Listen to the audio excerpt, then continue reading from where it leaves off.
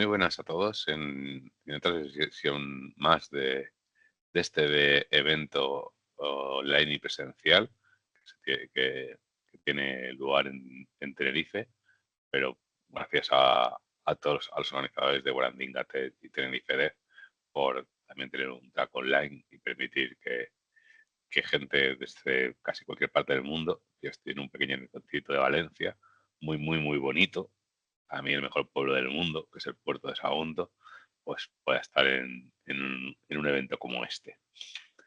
Para tener un evento como este, seguro como se han recordado el resto de ponentes, es súper importante todos los patrocinadores.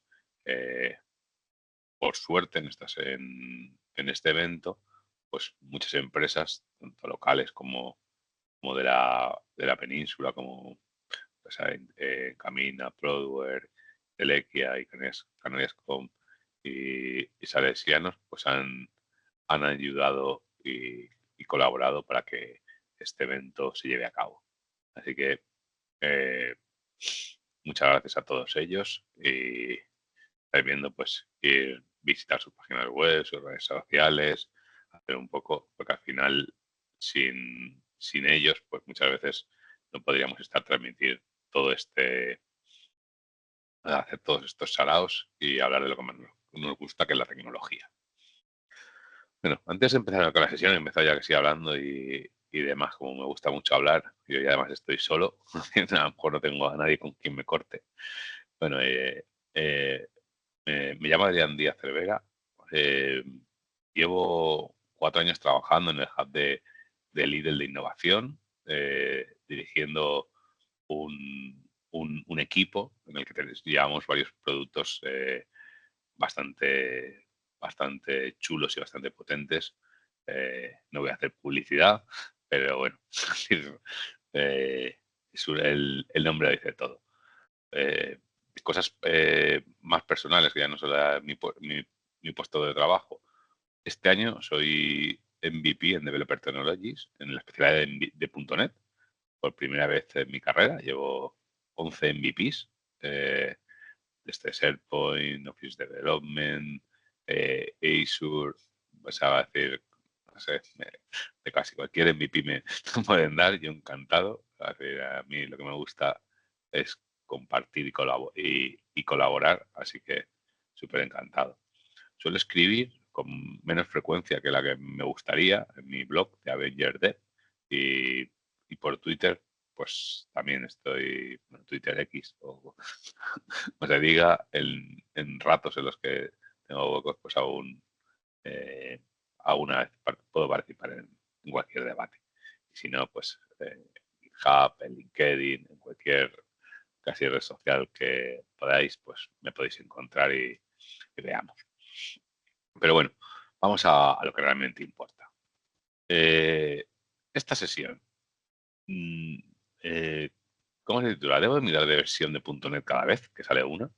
Es decir, vamos a ver un poquito. Me gusta que ahora estamos en un momento súper de muchos cambios continuos, pero hay que saber un poco la historia de .NET, qué es lo que está, para que podamos entender qué es lo que nos depara el futuro, ¿vale?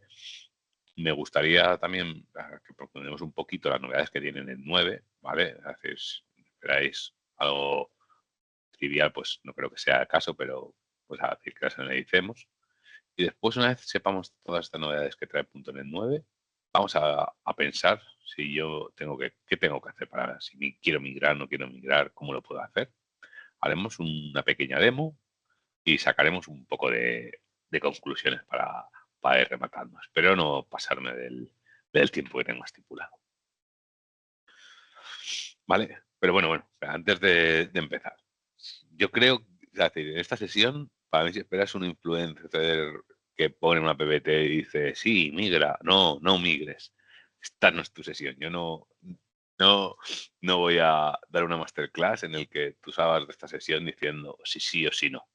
Si lo que quieres en esta sesión es que pensemos la materia gris y que discutamos, analizamos y veamos lo que surja, yo creo que esta es tu sesión. ¿Por qué viene este spoiler? Tengo que decir que me puede ver muchas. mierda de TikTok, muchos anuncios en LinkedIn que se llenan con cosas parecidas como esta de aquí. Tienes que migrar por A, B, C, por esto, por esto, por esto, y si no, no eres menos y tienes de aquí. Iba a decir, hemos convertido en cortoplacismo mucha gente que no tiene los conocimientos de .NET para poner cosas como las que acabo de poner yo en pantalla o grabar vídeos porque los desarrolladores y compañías odian .NET 9 que es que cada vez que lo das así dices, madre de Dios, lo que hacen por un puñado de likes. Así que no me voy a convertir en lo que a mí no me gusta, pero mi sesión es para que alimentemos la masa gris y que cada uno tenga su voz propia. Dicho esto, ya al lío. Historia. Ahora todo el mundo parece que acaba de descubrir .NET, o sea, .NET. Parece que sea algo nuevo, que sea reciente, que tenga muy poquita historia, que parezca casi como los frameworks de JavaScript, que cada poco hay una versión, que hay múltiples cambios, múltiples cosas que a mejorar. Pero para mí esto tiene muchísimo tiempo. O sea, es decir, me gusta que veamos un poco la perspectiva entera. ¿Cuándo empezó, cuál es la evolución de .NET a lo que hay hoy en día, que ya estamos en .NET 9? Si vemos, o sea, el primer framework, el framework 1.0, salió 2002. O sea, es decir, pocos de, no sé, pocos creo que de los que tienen esta sesión, a lo mejor cuántos va a levantar la mano que han trabajado con estas versiones. Es decir, yo recuerdo en las primeras versiones que el lenguaje predominante de esta era Visual Basic, porque C# no tenía todas las funcionalidades que tenía el Basic. Es decir, yo soy bueno, del mismo estilo, un poco más viejo, programando en Visual Basic 5, ¿vale? Es decir, y se iba evolucionando. Framework 1, la primera salida, 2002. Después, frecuencia, generalmente cada versión iba sacando cada 2, 3 años, iba a decir 4 años, que era el ciclo de entre 2 y 4 años, el ciclo en el que Windows empezaba a sacar, o sea, sacaba sistema operativo, pues veíamos desde Windows 95, Windows 98, 2000, Windows ME, iba sacando versión y Windows servers para poder hacerlo. Realmente cada versión de framework iba vinculada con un servidor porque no lo podías ejecutar donde tú quisieras, sino al final necesitabas un soporte Windows para poder hacerlo. ¿Vale? Como sabéis, todo esto empezó a cambiar con la salida de Netcore, que fue 2016. Es decir, durante mucho tiempo, los cambios de framework eran ya casi todo estables y ya van vinculados a un soporte. ¿Vale? Pero con la salida de hacerlo multiplataforma, en que cada uno, o sea, es decir, no estar adaptado a que esté en un Windows, a un cloud, hacerlo mucho más eficiente, la reescritura, hacerlo todo mucho más rápido, pues se ha vivido una vorágine de cambios con mucha más frecuencia. Si vemos, pues, bueno, nos saltamos la versión 4, porque de Net 4, porque ya estaba en el Framework 4 y hubiese sido un lío, entonces ya pasamos del Net 3 al Net 5, después, un año después Net 6, un año después Net 7, un año después Net 8, otro año Net 9, y entonces la frecuencia en la que ahora todo el mundo tienes que cada año estás migrando de versión en versión. Un compañero mío que no está familiarizado con el mundo de backend decía, pero va a haber un año en el que nuestro roadmap de producto no vamos a tener que migrar una versión. Y va a hacer, si te ve los datos, es decir, cada año tienes que estar migrando una versión. Pero bueno, eso tampoco no es del todo cierto, sino podemos decirlo con matices. ¿Qué es lo que ha decidido Microsoft? ¿Vale? Es decir, ha decidido como si cuando saca una versión de .NET, la puede indicar como que se pueda de larga duración y denomina larga duración que le va a dar parches durante los 36 meses siguientes, ¿vale? O sea, esta versión de NET 9 que salió a finales del año pasado, tendrá soporte hasta mayo de 2026, ¿vale? Y la de Net 8, que es la única que ahora mismo hay activa, sí que es una versión que sí que tiene, o sea, tiene más duración, salió en 2023 y le va a dar soporte hasta noviembre del 26. Tienes 3 años, o sea, un año, la cuestión es entre un año y medio o 3 años para cada versión. Pero esto al final es un numerito y una cifra. Iba a decir, tú cuando, o sea, está claro que tienes que estar tu producto en una versión soportada, pero también tienes que saber qué es lo que es el soporte que estás haciendo sobre ella. ¿Vale? ¿No? Quiero migrar de una a otra. Al final, para mí, el migrar de una versión a otra no solo son numeritos, sino que tenemos que analizar qué características tiene y si me compensa integrarlo. Por ejemplo, Net 7, que estaba aquí, para mí Net 7 sacó una de las características que se podía empezar a utilizar, que era muy chula, que eran las Minimal App APIs, que para mí esa característica era algo que yo en cómo quería estructurar las peticiones, las APIs que estaban en mis proyectos, sí que me estaba interesando mucho. Entonces, sí que di el salto de Net 6 a Net 7, sabiendo que posteriormente en un año tendría que hacer esa migración. Pero se aproveché para que en el cambio, hasta que llegase Net 8, yo ya estaba adaptado con esa funcionalidad que me podía hacer falta. Siempre, cuando quieran migrar de una versión a otra, para mí es importante que pensemos qué es lo que nos da, qué es lo que nos quita y en base a eso empezar a elaborar el plan, ¿vale? Pero no me adelanto con cosas que vaya para adelante, que me disperso. ¿Vale? Sabiendo un poco el contexto de .NET, que ha pasado de que teníamos releases cada 3 años a que tenemos releases cada año y que probablemente y las release candidate ya están en ejecución, ya las ve la gente mucho más pronto por todo el tema del open source, del ser más abierto, hay mucha gente que ya está trasteando cuáles van a ser las novedades que llegan, las novedades a nivel de pues a pruebas de concepto, cosas que van vinculadas a lo que es el propio framework, ¿vale? Por eso vamos a hablar ya de novedades de NET 9. Cuando yo defino NET 9, probablemente no- si alguien le dijera, ¿con qué te quedas de NET 9? Y dirías, me quedo con hay poca cosa llamativa de NET 9. También es normal por el ciclo de release, porque han habido cambios en NET 7, NET 8, bastante chulos, bastante interesantes, que han sido game challengers. Para mí, o sea, vuelvo a repetir, para mí el tema de las minimal APIs es un paso para que todo el mundo que desarrolle las APIs sean similares, que tengan la parte de red, para poder llamar a más gente a poder utilizarlo. Ese es un cambio que es muy llamativo. También se unieron con bastantes sintaxis sugar de Cesar, ¿vale? Entonces, si tú miras en punto 9 y ves todo lo que ponen los youtubers, influencers o la propia documentación de Microsoft que te dice que es importante, ¿con qué te quedarías? Al final, Net 9 para mí, lo único que tiene, lo más importante que tiene es el rendimiento. eh, es la clave. Es decir, el rendimiento cada vez mejor porque ha optimizado mucho la memoria.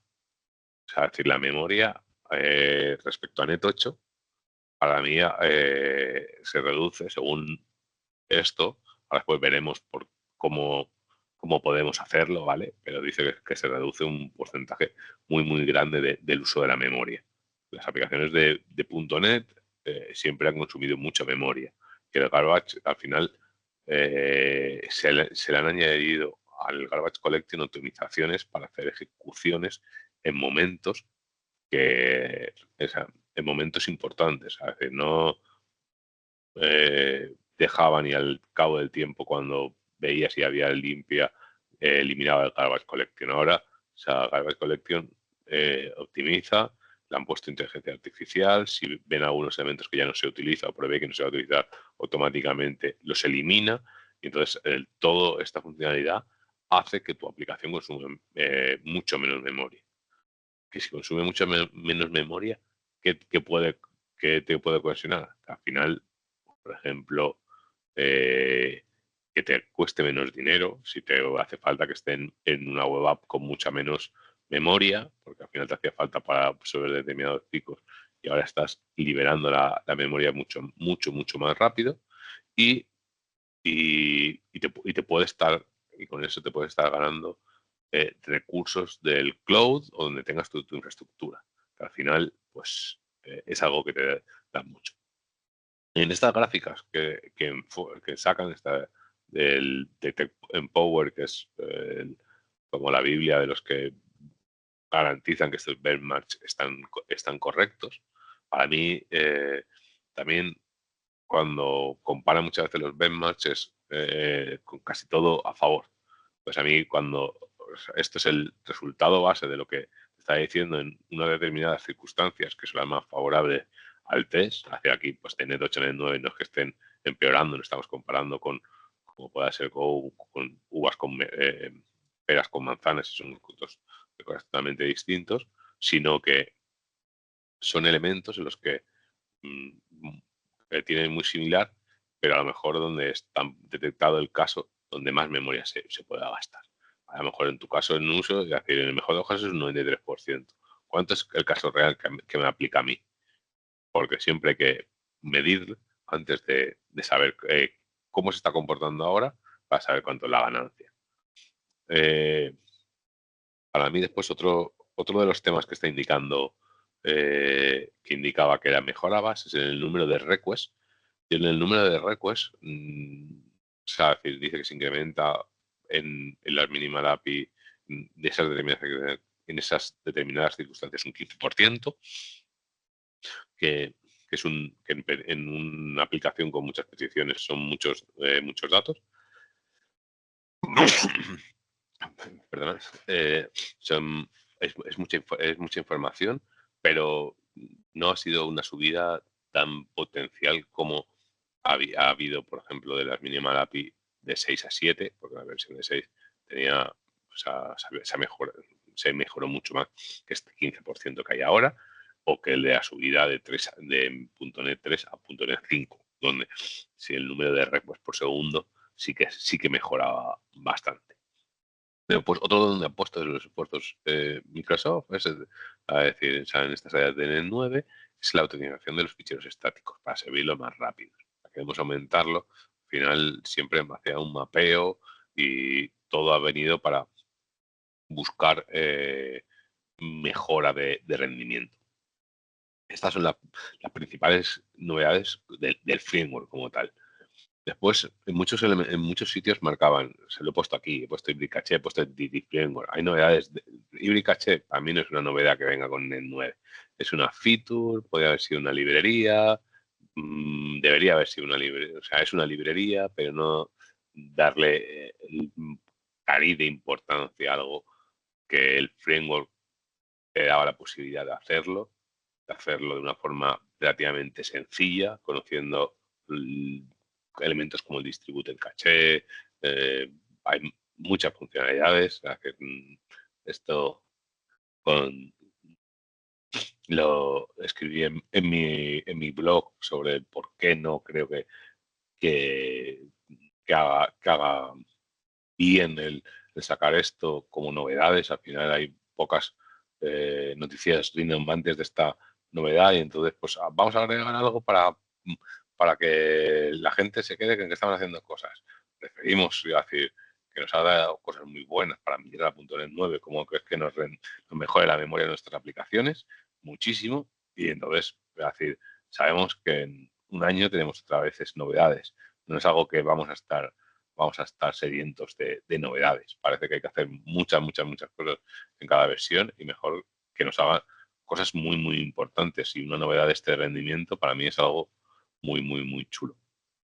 Después en Entity Framework para mí es otra, o sea, decir, no es algo que todo el mundo que utilice .NET va a utilizar Entity. ¿Todo el mundo que utilice .NET 9 usa Entity Framework? No.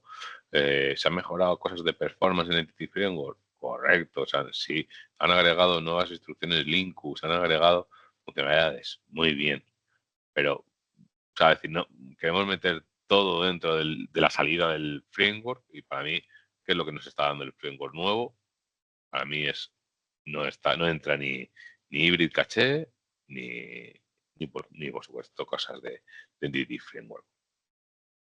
¿Qué es lo que se habla mucho también de 9? Y está aquí, que es el elemento de Aspire. Es decir, que Aspire no es algo que vaya de per se vinculado con la versión de framework. Para mí, es decir, es un conjunto de herramientas, plantillas y paquetes diseñados para facilitar el desarrollo de aplicaciones y que listas para ponerlas en producción con una capa de observabilidad. Al final es algo que tú como ingeniero te tienes que preocupar y poner. Es decir, seguro que en estas sesiones veréis muchas cosas de Aspire, pero Aspire no va vinculado para mí. Es decir, una nueva versión de .NET, pues saldrá que todo lo que se está haciendo en este proyecto, como me comentaba, conjunto de herramientas, se vea involucrado. Lo que sí que van vinculado con el framework es la salida de una nueva versión de César. Estamos en la versión 13, ¿vale? Es decir, tampoco hay grandes novedades. Para mí, bueno, la gran novedad para mí de todas estas que he marcado en la PPT es el objeto lock. Y al final, siempre cuando estás bloqueando y estás buscando mantener la concurrencia, ha sacado el nuevo objeto que es más eficiente, que realmente te bloquea, realmente funciona mejor que lo que había anteriormente, lo cual os recomiendo que lo empecéis a utilizar en las meditaciones en los casos de uso donde aplica, pero al final lo que va vinculado, que casi todas las novedades que hay en César buscan eficiencia, legibilidad y seguridad del código. Estamos haciendo un .NET más óptimo, con mejor performance. Entonces, al final, todo lo que se ha tenido que llevar a cabo para buscar ese performance, pues es en algunos tipos de acciones. Casi elementos de los que hay aquí son syntax subar. Para mí no hay casi nada relevante a nivel de César para que se te vaya a quedar de esta versión como podemos ver de versiones anteriores. Pero ojo, es importante, ¿vale? Como he dicho que no creo que cuando miremos de una versión es que no que si se sacan nuevas formas de hacer las cosas y esas funcionalidades son más eficientes y son mejores, las empecemos a adoptar en nuestros productos, ¿vale? O sea, es importante yo puedo ir subiendo con el mismo código desde una versión de NET 1 hasta esta versión de NET 9, prácticamente con un código muy, muy, muy similar. Pero el rendimiento y el performance se han demostrado que se pueden hacer cosas de una forma mucho más óptima para poder hacer. Entonces, cuando nosotros planteemos el migrar o no migrar de una versión a otra, está claro que pensemos en que tenemos que ir integrando todas estas novedades y mejoras que tiene el framework y el lenguaje para hacer nuestros desarrollos mucho mejor. ¿Vale? Por esto es lo que tiene NET 9, ¿vale? Entonces, ¿cuál es la pregunta? ¿Migro o no migro? Pues si hay muy pocas cosas, ¿no? ¿Tendría que migrar? ¿No tendría que migrar? Dirías, sí, no hay casi nada, pero sí que migremos porque no nos aporta nada, o sí. Entonces, ¿qué haríamos? ¿Hay alguna pregunta que podamos decir categóricamente que sí o que no por algo? Es decir, no hay casi novedades. O sea, no hay casi novedades, pero si yo, imaginaros el caso, a lo mejor guiño guiño no es igual, ¿no? Pero yo tengo mi producto en Kubernetes y me estoy ahorrando un 90% de memoria de mis aplicaciones que tienen mucho tráfico, cambiando a .NET 9, me da mucho, o sea, me puedo ahorrar mucha memoria y esa memoria al final pues son nodos, son node pools que tengo en mi clúster, que estoy escalando de más porque voy a poder tener menos node pool porque voy a tener que utilizar mucho menos memoria si utilizo esto. Si utilizo menos, puedo migrar. Entonces, mm, ¿qué diría? Si tienes todo en Kubernetes, ¿te hace mucho gasto de memoria? Sí. Eh, sí que te recomendaría que cambiésemos a .NET 9. Si tú tienes una aplicación que casi no tiene tráfico, que está muy estable, que da igual que aunque hayas liberado la memoria, no estás teniendo esos problemas de memoria ni de escalado, no estás escalando más ni por memoria ni por nada, pues a lo mejor dices, pues me puedo plantear, estoy en una versión 8, y me puedo plantear migrar a la 10 cuando ya tenga la siguiente de larga duración y no hay nada de lo que tenga que me, que me lleve a dar ese challenge. Por eso, mi consejo, y pues acabo de darle el siguiente mientras yo estaba hablando, para mí antes de empezar a migrar, para mí lo primero es pensar, ¿qué necesito? Y quiero que hagamos, decir, esto es independientemente de la versión, que cuando salgan el 10, migraré, migro, no migro, que migro. Es decir, oye, de todas estas novedades que han sacado, ¿hay algo que me interesa? ¿Hay algo que me interesa o que a mi desarrollo le hace falta? Pero al final iba a decir, hostia, puedo ir poniendo cosas, pero al final un producto tiene que tener funcionalidades de producto. Es decir, y la tecnología tiene el fin para ayudar al producto. Es decir, si yo voy a utilizar eh, algo de lo que está aquí y, y le voy a sacar valor, entonces ya me empiezo a pensarlo. Oye, ¿qué tengo que hacer para migrar de una aplicación de Net 8 a Net 9? Pero todas las aplicaciones de Net 8 a Net 9 se migran exactamente igual. ¿Qué es lo que tiene que hacer? Porque a lo mejor no todas tienen las mismas dependencias. Es algo tan sencillo de cambiar una versión de uno o a otro. ¿Qué es lo que puedo hacer? ¿Vale? Entonces, tengamos en cuenta, a mirar, de lo que hay, ¿qué me interesa? De lo que me interesa, cuánto va a mejorar la aplicación? Y de lo que voy a mejorar es, ¿qué impacto me cuesta hacer todo esto? Es decir, si es algo que, que en tu día a día, o sea, hacia mí, esto va con la cultura que quieras impregnar dentro de tu equipo, de cómo quieres mejorar las cosas que haces dentro del equipo. Para mí es algo muy importante, es que pensemos cuando, cuando el equipo toma una decisión para hacer algo, si tiene una cultura, por ejemplo, de Boy Scout, de ir mejorando, ir haciendo poco, al final una migración de una versión a otra la hace prácticamente de forma natural. Si tú estás esperando siempre a ir a la última, o sea, hacia el último día, porque se me acaba el soporte y luego migro porque se acaba el soporte y ahora estoy en otro fuego porque es una aplicación legacy o está abandonada o no está abandonada, pero siempre me mantengo en la última porque no tengo ventana, porque siempre hay que hacer determinadas otras labores, ¿vale? Por la razón que sea. Pueda ser mejor, peor, pueda tener una justificación. Ahí cada uno sea libre de valorar y decir lo que considere. Para mí es muy importante que, que tengamos ese espíritu del equipo. Porque probablemente, cuando una versión ahora mismo que pueda ser muy smooth, como sea de Net 8 a Net 9, oye, pues migro y ya estoy migrado. A lo mejor alguien dice, no migro, no, porque no tengo que ganar nada. Ok, me parece bien. Cuando llegue a 10, a lo mejor tienes que dar otro pequeño salto.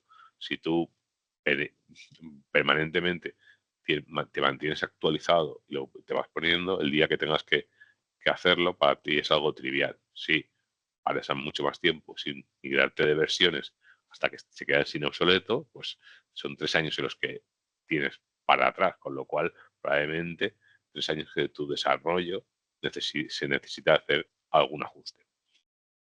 ¿Vale? Vamos a, a ver cómo analizarlo, porque para mí es importante. Para eso vamos un poquito modo demo. Vale, vamos. Ahora tengo la demo. Vale, como veis, estoy en un Mac, si no lo habéis visto hasta antes. Vale, también me he vuelto un poco hipster. Vale, para mí, lo primero de todo, os voy a poner un poquito el caso de uso. Tengo una API de Avengers, ¿vale? Que está en Net 8, la voy a crear en Net 9 y para mí el primer caso es, ¿cuál es el rendimiento que está teniendo mi API? Para mí siempre tienes que saber cuánto es el performance de tu desarrollo. O sea, cómo lo hay. Creo que conocemos la API, o sea, los benchmarks para poder hacerlo. ¿Vale? Yo tengo aquí, bueno, os voy a enseñar la API para que veáis que es prácticamente sencillita. Utilizo un vertical slice. Tengo aquí un handler, ¿vale? Aquí, ¿qué características utilizo? Utilizo la librería de Minapilib. Vengo a hablar de mi libro. Para mí tengo la fortuna de trabajar con gente muy buena, como es Fer Escolar, entre otros, y tiene una librería, o sea, tiene muchas librerías open source y tiene esta en la que te genera una estructura mucho más sencillita para organizar tus proyectos, ¿vale? O sea, que si queréis más, iros a su repo. No cobro comisión, ojalá, pero lo hago porque pienso que realmente está chula, ¿vale? Me creo un endpoint, que da una petición, el request, que alguien me llega una petición, ¿vale? Me devuelve los Avengers y yo lo que hago es consulto si tengo información en la base de datos. Si no tengo información, devuelvo un no content y tengo información, devuelvo estos Avengers, ¿vale? Como veis, un ejemplo muy sencillito y directamente, ¿sabes? ¿Qué utilizo? Me he creado un DB context que utiliza Entity Framework, ¿vale? Y este Entity Framework, bueno, esta DLL la tengo tanto en Net 8 como en Net 9, ¿vale? O sea, que no, para que cada uno de los productos lo pueda tener. Tengo un set de datos, el DB context, ¿vale? Donde tengo aquí mis superhéroes y pues me inserto aquí a Hulk, Capitán América y el resto. ¿Vale? La API en .NET 9, en el código, como veis, exactamente igual, ¿eh? O sea, es decir, no cambia el código. O sea, subir de Net 8 a Net 9, con las mejoras que hay, prácticamente no cambia nada. O sea, es decir, en este caso, hay que para mí es algo muy importante que siempre hay que ver. Tenemos aquí, es que las librerías en las que utilizas, pongo aquí, tengan soporte. ¿Cuáles son los soportes que tienen? Por ejemplo, si tu aplicación yo la quiero subir a Net 9 y está utilizando, por ejemplo, librerías en las que no dan soporte a Net 9, pues entonces estoy teniendo un pequeño problema porque al final el performance no va a ser el mismo. Al final no se van a comportar exactamente iguales. Es decir, al final en los escenarios en los que marcábamos que el benchmark de un sitio u otro era mejor dependiendo de X, ese X es que todos estén estén en 9, todos estén con las mismas condiciones, ¿vale? Entonces, bueno, no pensemos en qué es lo que estemos haciendo, sino cómo lo podamos, eh, cómo lo podamos agarrar. Si os dais cuenta, por ejemplo, Entity Framework soporta desde Net 8, o sea, Net 8, aquí indica todas las peticiones que tiene, ¿vale? Con los logins, es decir, las propias librerías de Microsoft de abstracciones soportan, mira, Net 2, 4.6, Net 9, Net 8. Es decir, que al final tienes que analizar tu producto. ¿Qué es lo que tienes que poner? O sea, que pueden haber dependencias internas como dependencias externas, que también son a la hora de migrar. Es decir, cada proyecto es un mundo, ¿vale? Entonces, ¿cómo hacemos la API de benchmark? Como, pues a la parte de benchmark es algo tan sencillo como pones aquí tu librería, o sea, la librería benchmark de .NET, que es la que tenemos aquí, que lo que hago aquí es generar un runner en el que me va a ejecutar Aquí me he creado un wrapper, ¿vale? Donde yo voy a ejecutar y me he creado dos endpoints que me llame a mi API de Avengers, de cada uno el API Net 8 y otro del API de Net 9. Si yo me lo ejecuto aquí, ¿vale? Es decir, lo pongo aquí para que lo ejecutemos, que esto lo he ejecutado antes, para que veáis aquí antes de ponerlo. Esto lo ejecuta, ¿vale? Sobre 50 iteraciones, cuánto es lo que cuesta, ¿vale? Y aquí, o sea, el tiempo de la API de Net 9, ¿vale? A nivel de memoria, es decir, empieza a consumir de 219 a 234 de aquí. Aquí estamos yendo 245, 257 peticiones, ¿vale? Según las cargas. Estamos viendo que el tiempo de funcionamiento de media en el 9 es un poquito mejor, o sea, tanto de tiempo o sea, como de memoria de los valores que tenemos en Net 8, en Net 9 respecto a Net 8. ¿Vale? Aquí, como hemos visto, tiene una base de datos en local, tiene muy poquito. Este dato puede carecer de sentido, en el sentido de que lo estoy ejecutando en una máquina local. Esto, al final, siempre conviene que para asegurarnos estos resultados, montarlo dentro de nuestra infraestructura de verdad y sacar las métricas reales. O sea, es decir, esto nos puede hacer una estimación. Es decir, oye, si aquí yo estoy ganando 30 microsegundos en cada petición, pues en el clúster estos 30 microsegundos sobre 200 y algo, pues es un 10% de las peticiones, o sea, un 10% de las peticiones, que es menos que los 15% que están indicando ahí. Pero también hay que ver cuál es el, el scope de los elementos reales. Al final, en mi máquina pues están ejecutando muchas más funcionalidades que las que hay. ¿Vale? Os recomiendo siempre estar pasando un benchmark para pasar y ver cuáles son los resultados que dan. ¿Vale? Es decir, aquí, con estos resultados, prácticamente que sean con el mismo código sin cambiar prácticamente nada, pues estás mejorando un poquito. Vale, dicho esto, ¿vale? Que no me enrollo, que era un caso casi trivial para que lo viésemos. Vamos, vamos terminando a ritmo de Oryugen como Ken. ¿Con qué nos quedamos?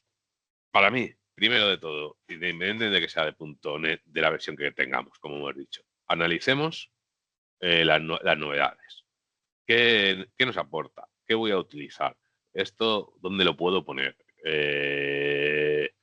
Decir, voy a venir al .NET 7 si probablemente, hace un caso reciente, si yo no iba a utilizar la, eh, las, la Minimal API. Probablemente no, pero las quieres utilizar, pues a lo mejor sí, porque dices, oye, lo tengo ya aquí, quiero empezar que el equipo empiece a utilizar todos las APIs de esta forma, y entonces abordas un refactor o un cambio en las nuevas APIs que tienes que construir o en funcionalidad. Al final aquí, para mí es algo importante, el contexto siempre hay que tenerlo en cuenta. Y el contexto para mí es lo esencial. Si a lo mejor dices, pues yo no lo he abordado porque ya el refactor lo abordaría después. O sea, no es el refactor, al final es mantener tu código, hacer que tu código no esté legacy. Después, para mí el siguiente aspecto es que valorar el impacto de cómo voy a mejorar cuánto va a mejorar mi producto.